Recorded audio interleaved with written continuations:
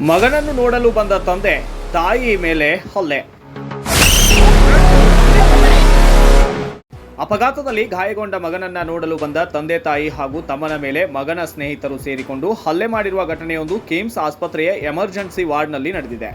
ಮೊಹಮ್ಮದ್ ಸಾಬ್, ಸಾಹೇರಾ ಬಾನು ಹಾಗೂ ನಯೀಂ ನದಾಫ್ ಹಲ್ಲೆಗೆ ಒಳಗಾದವರಾಗಿದ್ದು, ಟಿಪ್ಪು ಸುಲ್ತಾನ್ 4 ವರ್ಷಗಳ ಹಿಂದೆ ಮನೆಯಲ್ಲಿ ಜಗಳ ಮಾಡಿ ಮನೆ ಬಿಟ್ಟು ಧಾರವಾಡದ ಅವರ ಅಜ್ಜಿ ಮನೆಯಲ್ಲಿದ್ದೇನೆ ಎಂದು ಹೇಳಿಕೊಂಡು ತನ್ನ ಗೆಳೆಯನ ಮನೆಯಲ್ಲಿದ್ದನಂತೆ.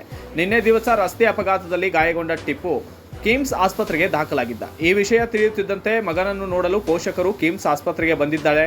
ಈ ಸಮಯದಲ್ಲಿಯೇ ಅವರನ್ನು ಅಡ್ಡಗಟ್ಟಿ ನೀವೇಕೆ ಇಲ್ಲಿಗೆ ಬಂದಿದ್ದೀರಿ ಅಂತ ಆತನ ಸ್ನೇಹಿತರು ಅವರ ಮೇಲೆ ಮನಸ್ಸೋ ಇಚ್ಛೆ ಹಲ್ಲೆ ಮಾಡಿದ್ದಾರೆ. ಇನ್ನು ಟಿಪ್ಪು ಸುಲ್ತಾನ್ ಗೆಳೆಯ ಜಹೀರ್ ಅಬ್ಬಾಸ್ ಅತ್ತಾರ್ ಹಾಗೂ ತಾಯಿ ರೆಹನಾ ಖಾಜಾ ಅತ್ತಾರ್ ಇವರುಗಳ ಆತನನ್ನು ತಮ್ಮ ಮನೆಯಲ್ಲಿ ಇಟ್ಟುಕೊಂಡು ಕೆಲಸಕ್ಕೆ ಕಳುಹಿಸುತ್ತಿದ್ದರಂತೆ.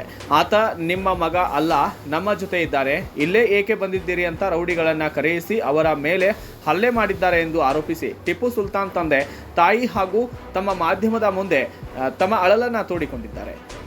ಈ ಬಗ್ಗೆ ಹಲ್ಲೆಗೆ ಒಳಗಾದವರು ವಿದ್ಯಾನಗರ ಪೊಲೀಸ್ ಠಾಣೆಯಲ್ಲಿ ದೂರು ಕೂಡ ದಾಖಲಿಸಿದ್ದಾರೆ.